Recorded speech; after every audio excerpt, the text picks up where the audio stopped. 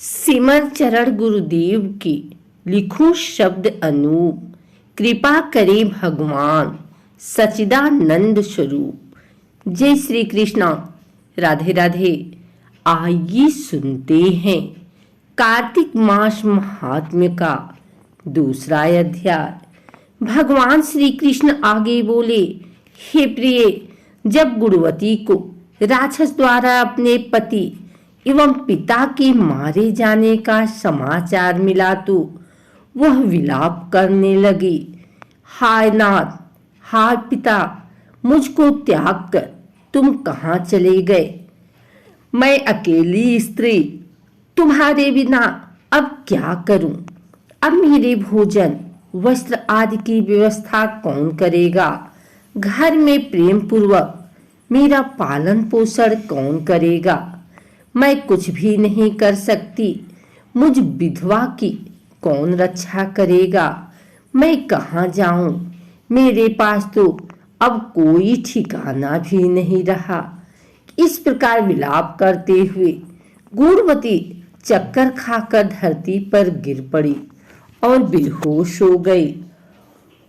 बहुत देर बाद जब उसे होश आया तो वह पहले की ही भांति करुण विलाप करते हुए शोक सागर में डूब गई।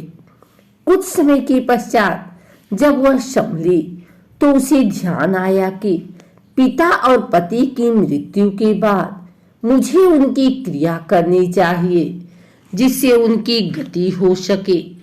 इसलिए उसने अपने घर का सारा सामान बेच दिया और उससे प्राप्त धन से उसने अपने पिता एवं पति का श्राद्ध आदि कर्म किया। तत्पश्चात वह उसी नगर में रहते हुए आठों पहर भगवान विष्णु की भक्ति करने लगी। उसने मृत्यु पर्यंत नियम पूर्वक सभी एकादशियों का व्रत और कार्तिक महीने में उपवास एवं व्रत किए। हे प्रिय, एकादशी और कार्तिक व्रत मुझे बहुत ही प्रिय है। इनमें मुक्ति, भुक्ति, पुत्र तथा संपत्ति प्राप्त होती है।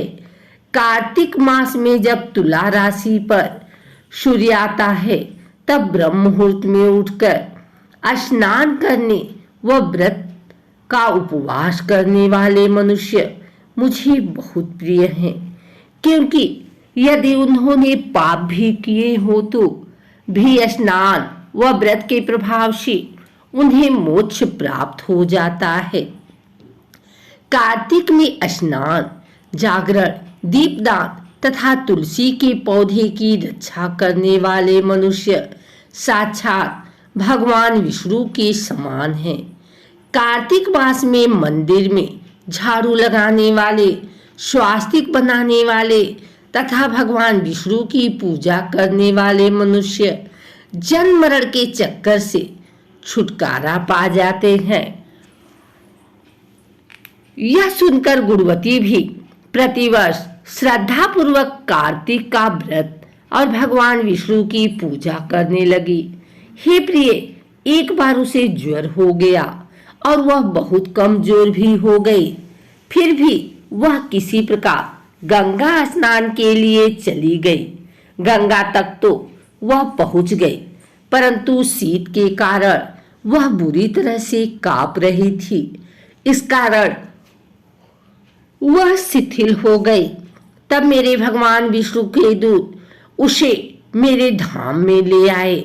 तत्पश्चात ब्रह्मा आदि देवताओं की प्रार्थना पर जब मैंने कृष्ण का अवतार लिया तो मेरे गण भी मेरे साथ इसी पृथ्वी पर आए जो इस समय यादव हैं। तुम्हारे पिता पूर्व जन्म में देव शर्मा थे तो इस समय सत्राजित हैं। पूर्व जन्म में चंद्र शर्मा जो तुम्हारा पति था वह डाकू है। और हे देवी, तू ही वह गुणवती है। कार्तिक व्रत के प्रभाव के कारण ही तू मेरी अर्धांगिनी हुई। पूर्व जन्म में तुमने मेरे मंदिर के द्वार पर तुलसी का पौधा लगाया था। इस समय वह तेरे महलों के आंगन में कल्प वृक्ष के रूप में विद्यमान हैं।